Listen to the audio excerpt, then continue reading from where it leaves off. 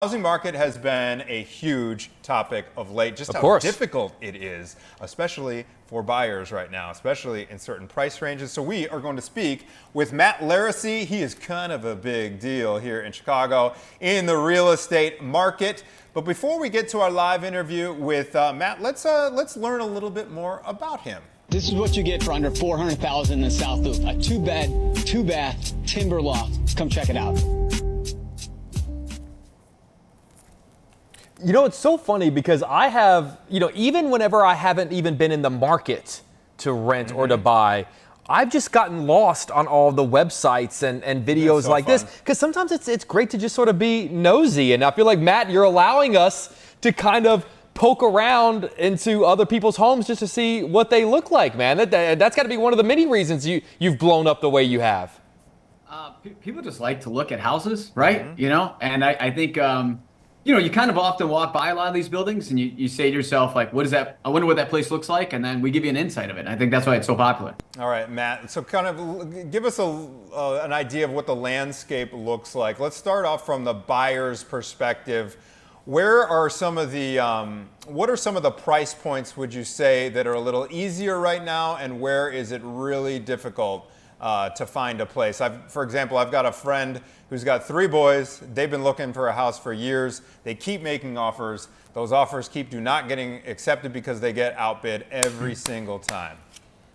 Well, first off, you have to understand the dynamics of the marketplace. There's a lot of different markets going on, right? So if you're buying a 2-bed, 2-bath, condo in, Lincoln Park, which is like the golden statue for the cities. Lincoln Park is like it's hands down the hottest market. Under that $500,000 to $600,000 at entry-level price points, definitely going to be the hottest market out there. You're going to get outbid, okay? You're looking for, a 2-bed, 2-bath for 1.5 in River North. It's the biggest buyer's market in history. So we have to understand that different markets have different trends going on. Wow. If you have somebody looking in the suburbs, the suburb market is literally like, it's out of control. It's untouchable. So, if we break down to the city itself, the city has what I call a tale of 2 cities. You have the downtown markets, which are buyer markets, okay, the high rises, more congested areas. Then you have the outskirts, which is just outside the downtown. So think like Lincoln Park up to Evanston, and then pretty much West Town up to Old Irving Park, okay? That market is like, one of the biggest sellers market in history. And then if you get somebody in the suburbs, it's like money doesn't matter, comps doesn't matter. It comes on the market like, ride that roller coaster because it's going to get nuts, Wow. So Matt, I live downtown and I rent, and occasionally I'll sort of think, maybe I want to buy, and I'll sort of look at what number, what am I going to have to pay? Because with rent, it's a specific number I pay every month. But every time I look into buying, it's never just the mortgage. It's also what's the HOA going to be, and what are the taxes going to be? So how do you convince someone who is so used to renting for so long, and it is to a certain degree throwing away your money, but says, listen, renting is just cheaper for me than it's going to be to buy?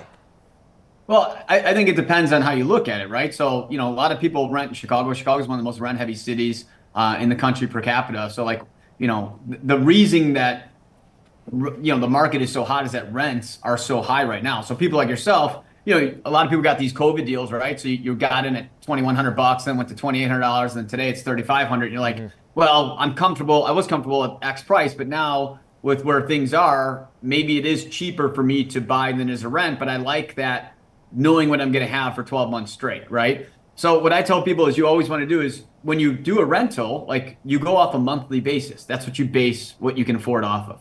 So when you look at, to purchase a place, you should talk to a lender and go off a monthly. You could say, hey, I feel comfortable at $3,500 a month. So that's what you break it down by. And then when you look at places, you factor in all the costs, like you mentioned, HOAs, taxes, monthly payments, and then break that down, and then you can know what you can afford. So they got calculators out there to make it easy, so you can just plug it in to see if it's something that fits your budget or not. I wonder if Jake should pull the trigger. You just said, correct me if I'm wrong, Matt, but you said that it's the best buyer's market in history in the River North for condos right now? So the downtown markets, this is your 2011 moment, I tell people. Oh, wow. Because it's so cheap. This is the cheapest it's ever going to get. Can you give us an idea of okay, how far will let's say $500,000 get you? Like what will the dollar get you?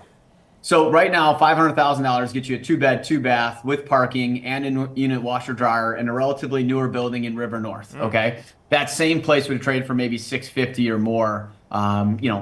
Before the pandemic, so in 2019 or something like that. Wow. So like you look at pricing. So I get a lot of people like, well, I'm sick of getting outbid.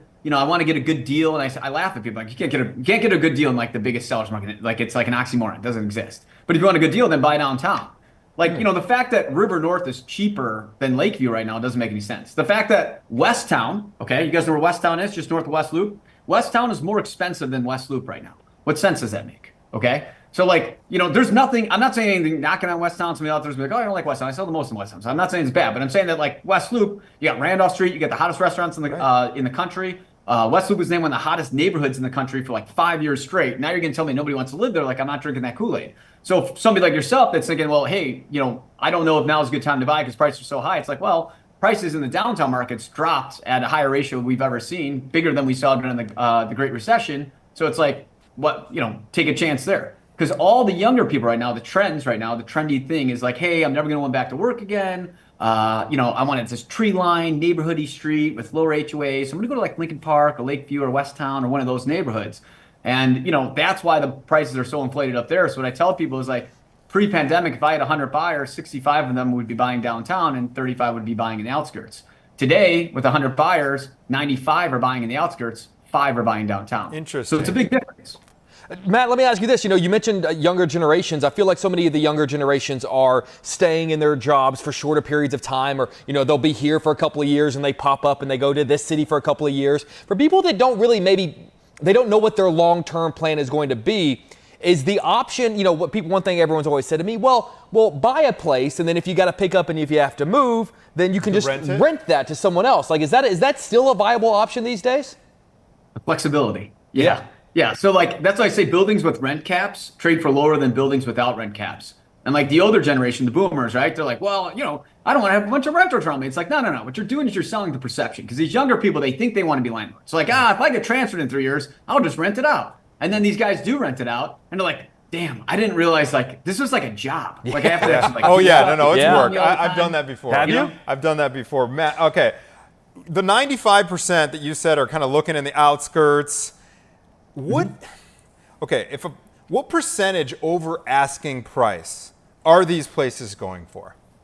I mean, on a low side, 5% in the outskirts. Okay. I mean, it's like, I'll give you an example. I wrote 20 offers over the weekend on properties in the outskirts. I got 1.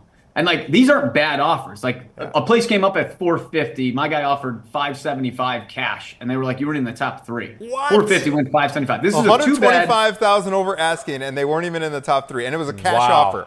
Cash offer, 2-week close. This is a 2-bed, 1-bath, no parking, no washer dryer unit, but it's Lincoln Park, so money doesn't matter, right? I mean, and I laugh because I'm like, you look at 575 in the West Loop, you get an unbelievable 2-bed, 2-bath with washer dryer, like right off Randolph Street. But like, hey, that place that probably went for 600 sold for like 350,000 like 2.5 years ago.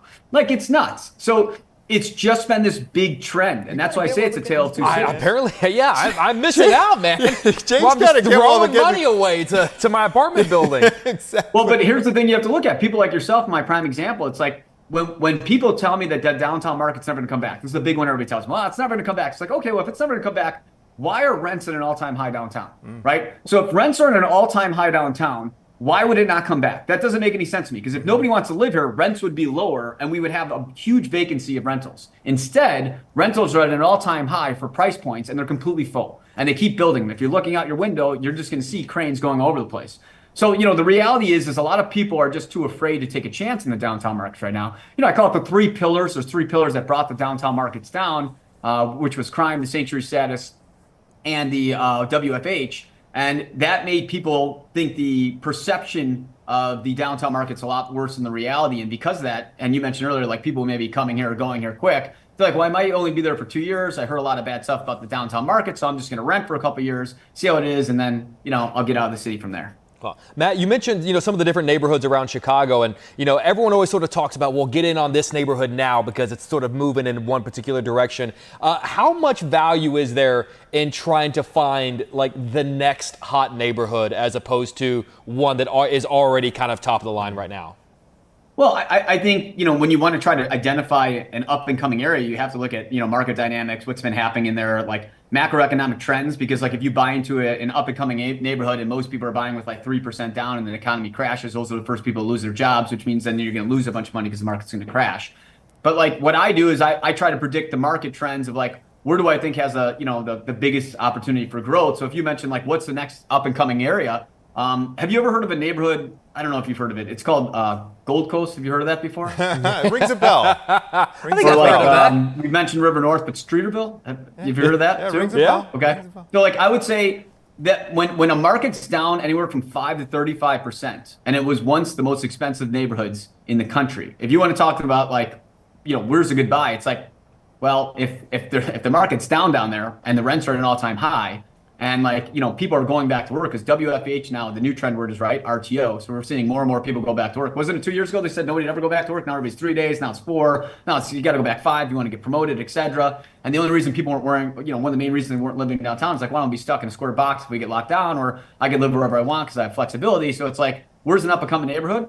That's what I said earlier. This is your 2011 moment. Buy downtown, make money. Matt Laricy, one more question before we let you go, sir, because we're almost out of time. What do you expect to happen with these dynamics this summer?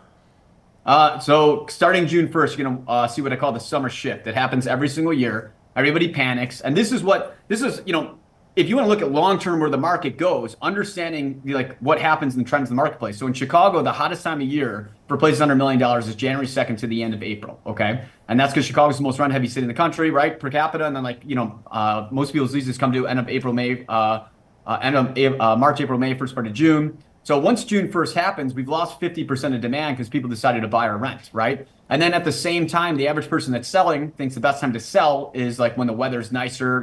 People are like, oh, nobody's buying in February because it's 5 degrees outside, right? It's like, well, if somebody's got an April lease, of course they're buying. So what happens is you go from the lowest point of inventory in like February, March, to all of a sudden you get 50% more inventory in May, June, and July. And at the same time, you lose 50% of the demand. So what you start to see is you start to see properties sit for a little bit longer. You see price reductions, and you see less showings. A lot of people that are looking, because again, we're only going to have 50% less buyers starting June 1st.